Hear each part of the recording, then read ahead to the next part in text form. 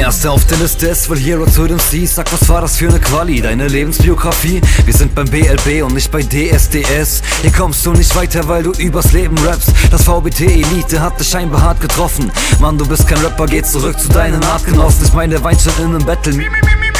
Kein Hero möchte erst doch mal ein kleines bisschen spielen und jetzt werd doch mal erwachsen, denn jedem ist ganz klar, dass dein größter Erfolg dein Sieg gegen Talfa, wie bei DSDS, dein Hype war dann da, doch plötzlich auch wieder ganz schnell weg. Kid Dogger sagt, wer hat euch vorher schon gekannt? Dass ich euch ans Ende setze, zeigt doch eure Relevanz.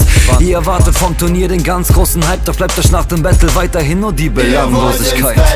Aber nee, so läuft es hier nicht. Ihr hört die Runde auf Repeat, weil ihr feiert es und ihr gebt auf. Scheißegal wer ihr seid so unbedeutend, dass selbst der Radarbildschirm schweigt.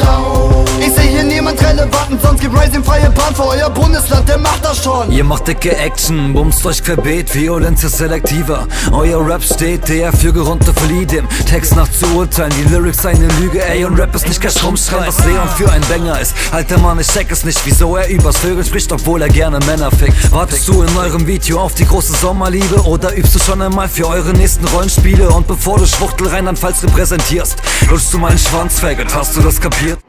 Hast du?